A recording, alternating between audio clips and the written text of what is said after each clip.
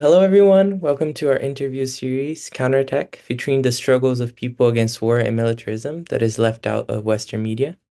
I'm Victor, and I'm joined by my co-host, Rhonda Ramiro. We're representing the Resist US-led War Movement Global Secretariat, which is a international network of pro-peace and anti-war organizations united under the principles of resisting US-led war and building just peace. We have the honor to have as our second guest to the podcast be Sarah Raymundo, a Filipino activist who organizes with BAYAN, or Bagong Alyansang Makabayan, in the Philippines, which translates to New Patriotic Alliance. She's also a member of its National Executive Board and its International Liaison Officer. Sarah is also a coordinator of the Commission 1, Concern for National and Social Liberation Against Imperialism and Reaction of the International League of People Struggles, or ILPS. She's president of the Philippines-Bolivarian Friendship Association and also college professor at the University of the Philippines Center for International Studies. Thank you so much for being here, Sarah, and welcome. Thank you So, so much, Victor. Thank you so much for amplifying our campaign against U.S. militarism and the U.S. military bases, and our current campaign against Balikatan. nice. Yes. Thank you so much for being here. We'll definitely hear a lot more about, yeah, the fight against militarism and its impacts of US military exercises throughout the conversation. I think will be a very enriching conversation for everyone listening. So yeah, to start, could you help us introduce Bayan, the specific communities and sectors that it represents in the Philippines? What does it stand for? What's its line? And also, what are some of the major campaigns that you were mentioning? And since it just commemorated 40 years, some of the achievements of the Alliance in the last 40 years?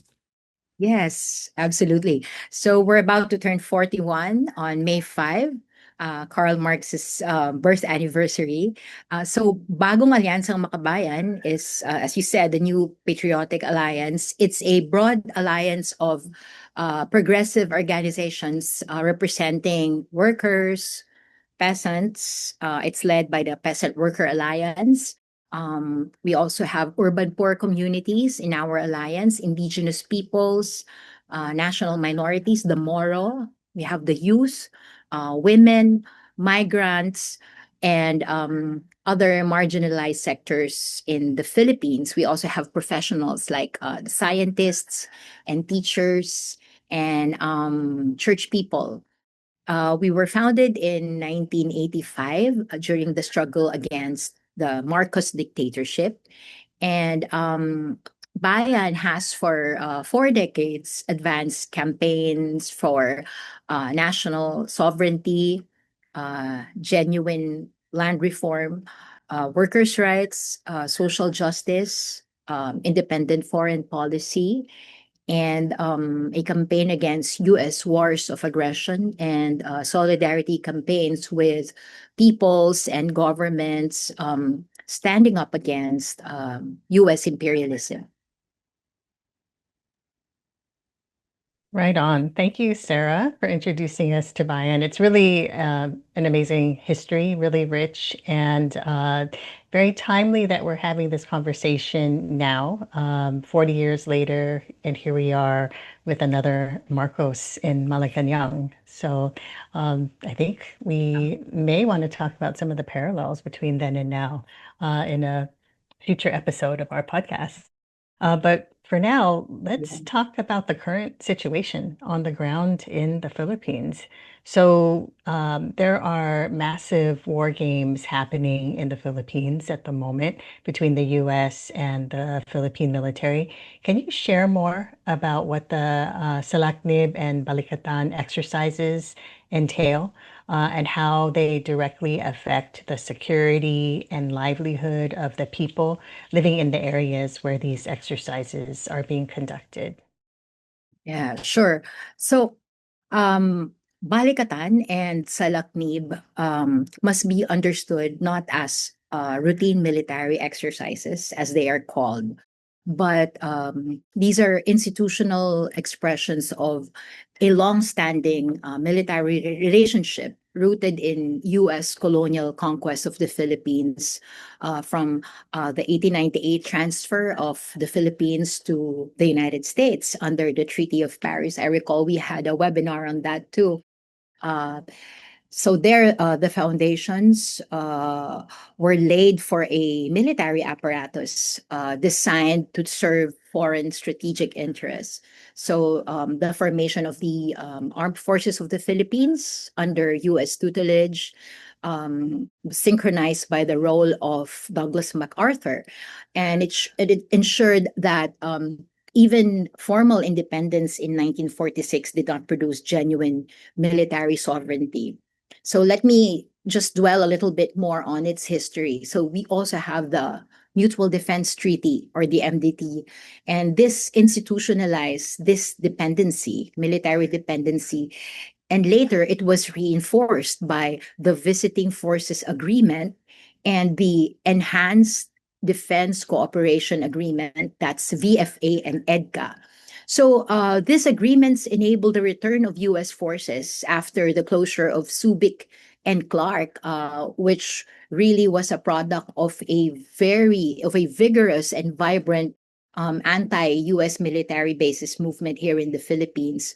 So VFA and EDCA replaced permanent bases with a dispersed network of so-called agreed locations that function as de facto installations. So they're not actually they're not just agreed locations. They're actually permanent.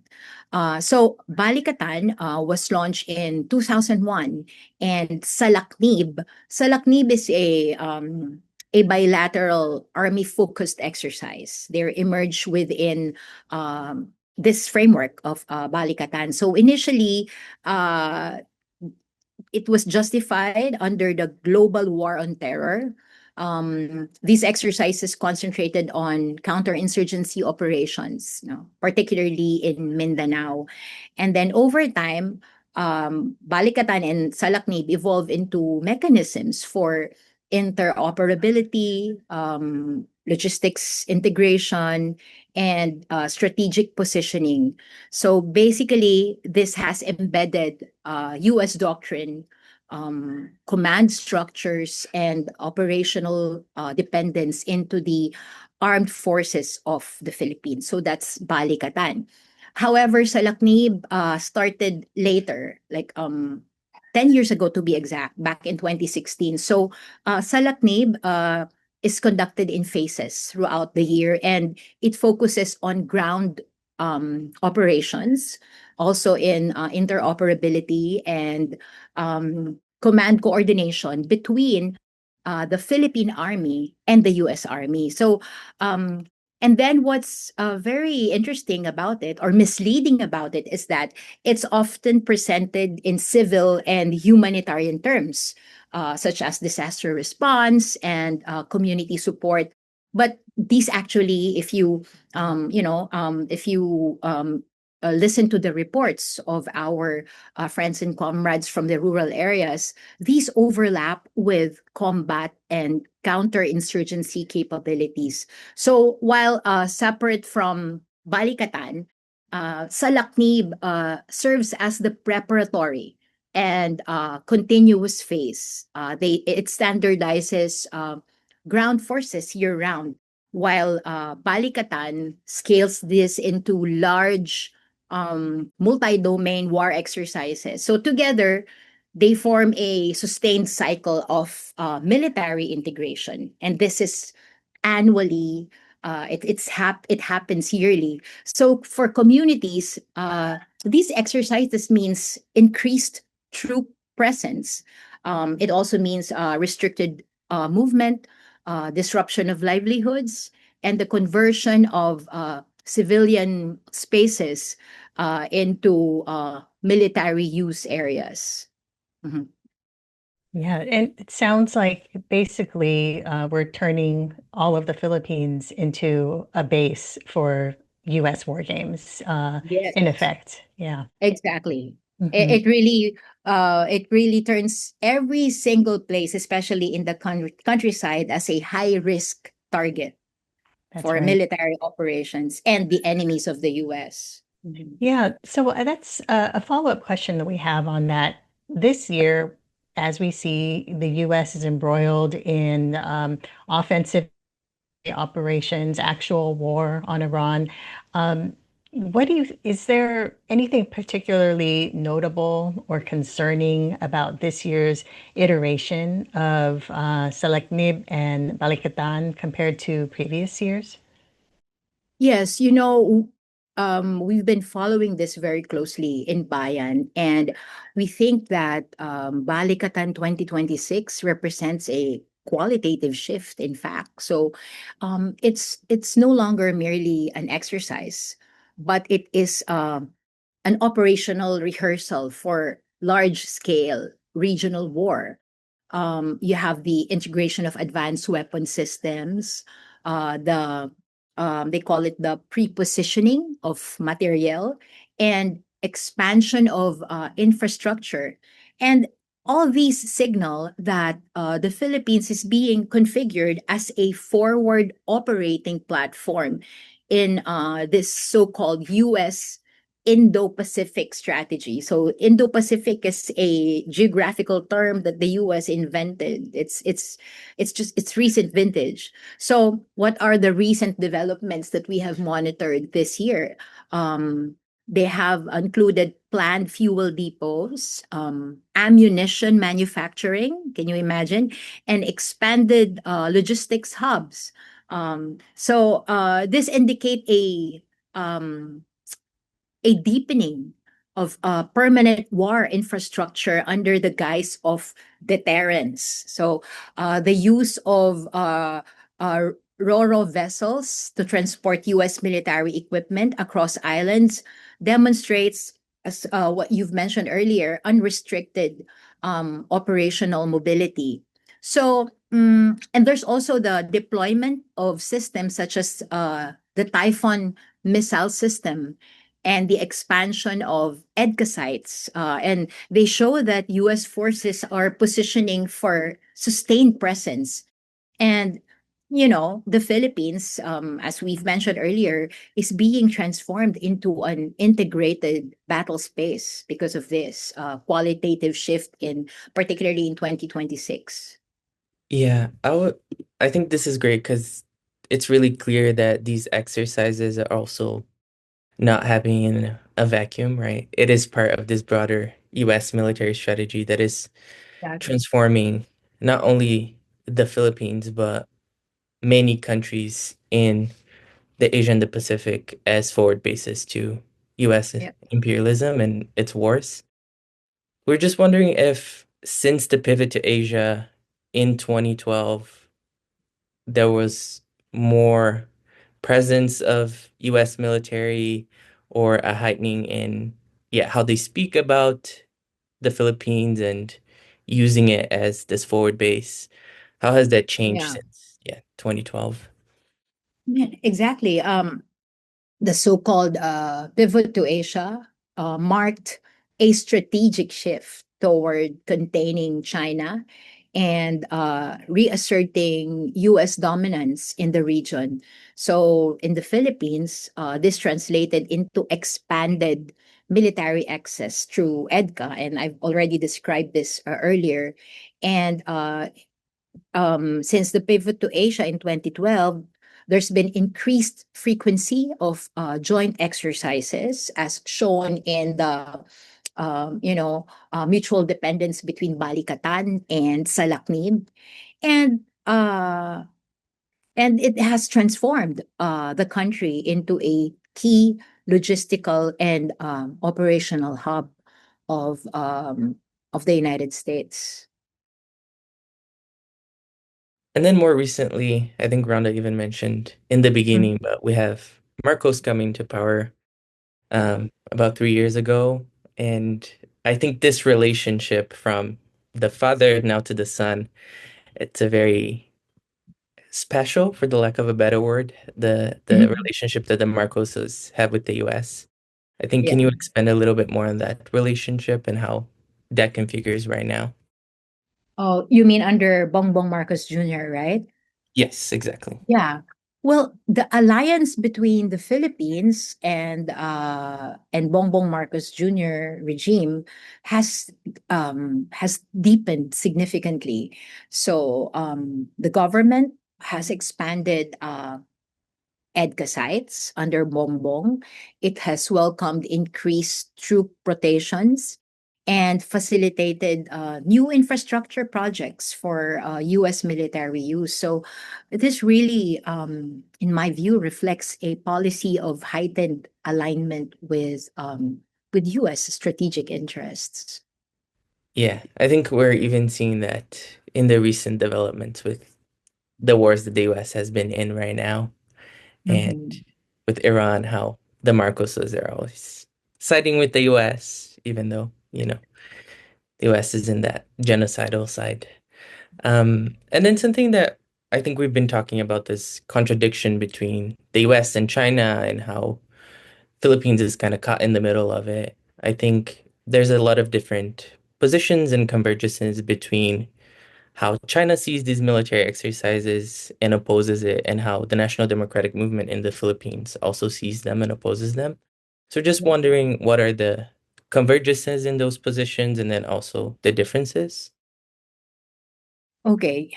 Right. So China opposes Balikatan and the US pivot to Asia primarily as a um, state-centered geopolitical threat. So China is seeing them as instruments of US containment, encirclement, and military pressure in the South China Sea and the surrounding region. So China's analysis is rooted in interstate rivalry and security balance. The Philippine National Democratic Movement we also recognize the containment of China as part of the US strategy.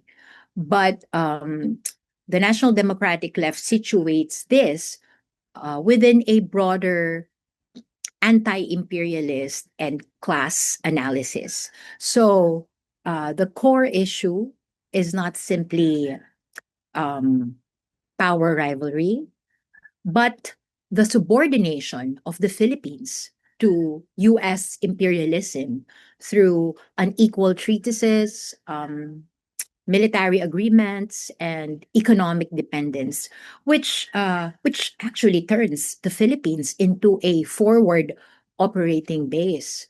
So, from this perspective, the pivot to Asia intensifies a system of bureaucrat capitalism where a local ruling elite, and by local ruling elite, we mean state bureaucracy, the military establishment, and big business interests, they collaborate with foreign capital and military power.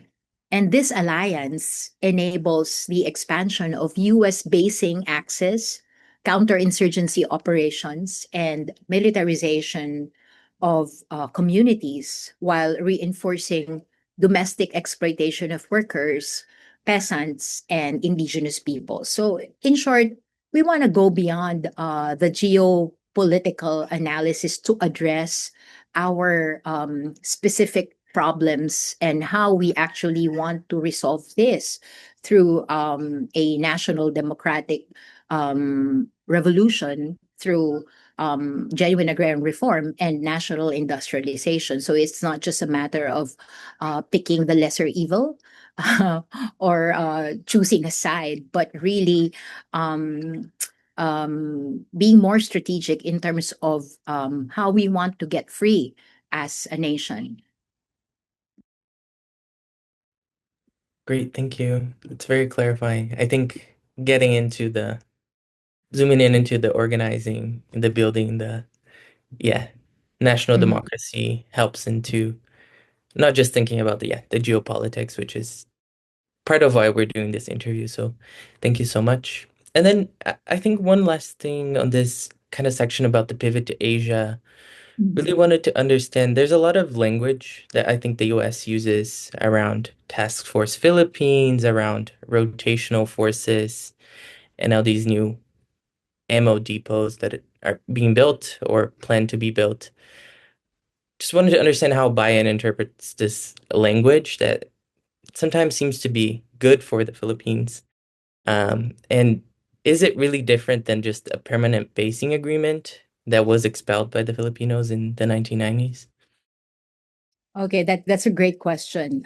And I agree that there is something very almost mythical about the language that they use. Like the language of rotational forces obscures the reality of de facto permanent basing. That's been happening here in the Philippines. Um, what I've mentioned earlier, the establishment of fuel depots, ammunition plants, repair facilities, and logistic hubs, um, that indicates a long-term positioning, right? And these developments show that the U.S. forces are not merely visiting forces agreement. They are actually embedding themselves across Philippine territory. So that language means to really mislead. Yeah, I couldn't agree with you more.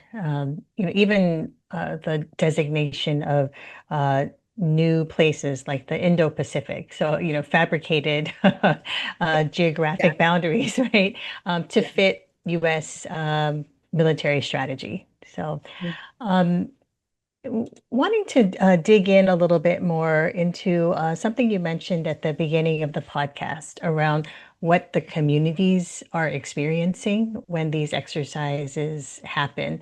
So, um, especially in the rural areas, in the countrysides where the military exercises take place. So the bombing, the strafing, the militarization of peasant and indigenous lands, like what are communities facing when these exercises happen? Yes, that's a very important question. And we have been receiving reports annually from our Bayan chapters, from the rural areas, as well as from the recent two peace missions. Basically, these are solidarity missions that our friends from North America have conducted in the past 2 years. No? So, what have we received and analyzed from these reports? So while Balikatan is increasingly oriented toward external war, its internal function remains rooted in counterinsurgency. So, military operations have long resulted in occupation of schools, forced evacuations, harassment of community leaders, and the criminalization of humanitarian work. So, these are actual reports that we have been receiving. Um, and in the communities, as you have mentioned, especially peasants and indigenous peoples, they face aerial strafing, bombing, sustained troop presence in their lands, and of course, what they share with us is how these conditions disrupt agriculture, how it displaces families, and create an atmosphere of constant insecurity. So that's the situation of our kababayans, especially in the countryside. Whenever these balikatan and salaknib exercises are on a roll. Yeah.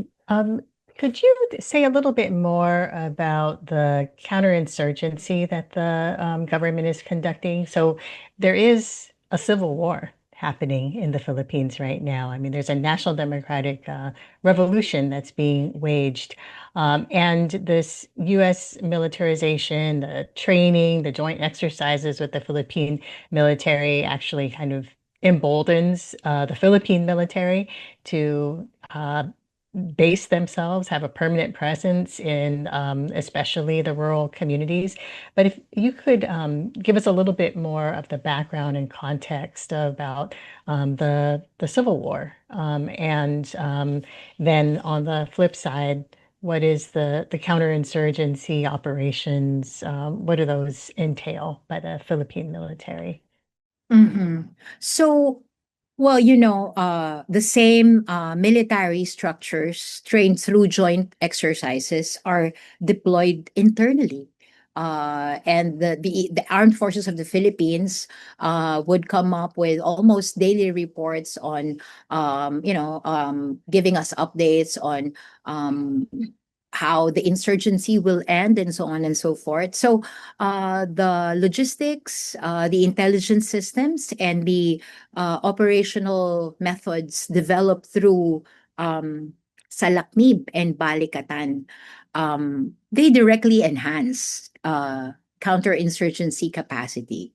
So, as I've said earlier, external war preparation and internal repression are they're mutually reinforcing. But of course, when we talk about internal repression, we're talking about the Philippine military, the AFP, tagging peasant communities as armed rebels, right? They're not really dealing with armed rebels themselves. Um, so basically, the expansion of U.S. access to ports, bases, and infrastructure further embeds militarization into the everyday life of peasant communities, turning civilian areas into potential, if not actual, conflict zones. I have just one question. Maybe it's more basic, but I think some people might not be that are listening. Some people might not be familiar with the Civil War in the Philippines. I just Mhm. wanted to understand what are the parts in the Civil War and what each part is fighting for, I guess. If there is uh, an analysis that Bayan has on that. Yes. So maybe the Civil War, or more specifically the revolutionary forces here in the Philippines, they call it People's Protracted War, right?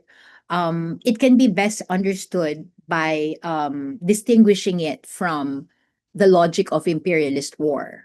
So we've been talking about the intensification of Balikatan, and this reflects the logic of imperialist war, which is the projection of military power to secure geopolitical dominance. So, in this framework, the Philippines becomes a strategic node subordinated to foreign interests, and largely because of its colonial history and its ongoing subjugation under U.S. imperialism, right?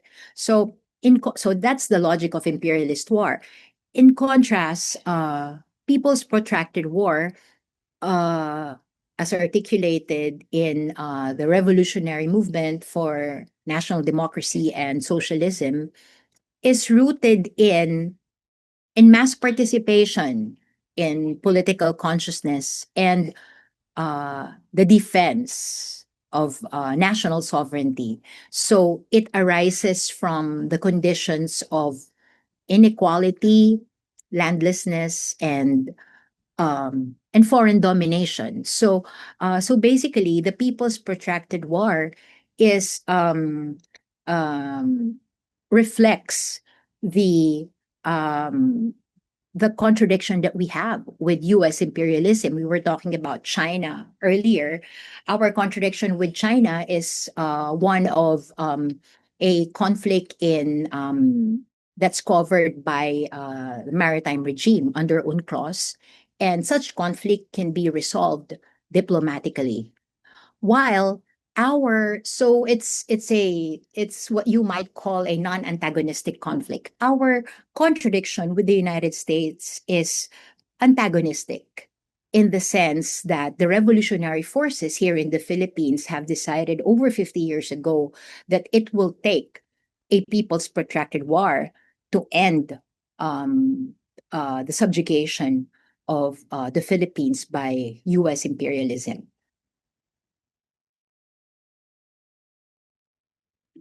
Yeah, I think it's great to differentiate these two concepts of imperialist war and people's war, and I think how you really connected it once, one being really mass oriented and the other one being in the name of a imperialist class, really, not to the Right. advantage of the majority. I think it's really clear. I think in the same vein would be really great to understand how Bayan sees the alternative to this foreign policy that the Marcos regime is now putting the Filipino people under, using the Philippines as this forward base. What is the alternative to that, I guess? Yes, we do have an alternative to that, and it's a policy that is genuinely independent, because the government always talks about independent foreign policy, but it's not an independent one. It's not genuinely independent. So how does that look like for Bayan? Um, it's rejecting foreign military bases, ending unequal agreements, and prioritizing national sovereignty and regional peace. It would focus on diplomacy, it would focus on self reliant development, and addressing the root causes of internal conflict or even the armed conflict. That's a genuine foreign policy that we're trying to cultivate, not just among us, but promote nationwide, so that our people will have something to aspire to, right? That we can't just be forever pawns of Western imperialism. Thank you for that. Yeah. Um, we want to see that happen. Can you tell Of us a course. little? Yeah, yeah, yeah. That's why we have to keep mobilizing and keep organizing and continue Exactly. being out in the street. Um, so Bayan has been organizing for national democracy in the Philippines now for over 40 years. This includes street actions, it includes uh, trooping to different offices and making demands. It includes hosting solidarity missions, like you mentioned earlier. I Yeah. know coming up in the next few days, there'll be some actions against Balikatan, and I know that there was just an action against the Salaknib exercises. Can you tell us a little bit more about what is coming up for Bayan and how our listeners can support your campaigns?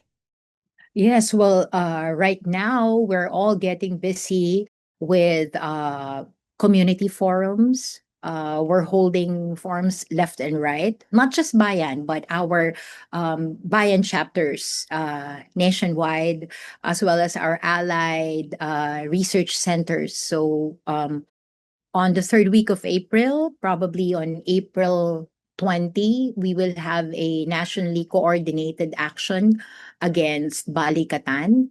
And we shall be, of course, we want to sustain this until May 1.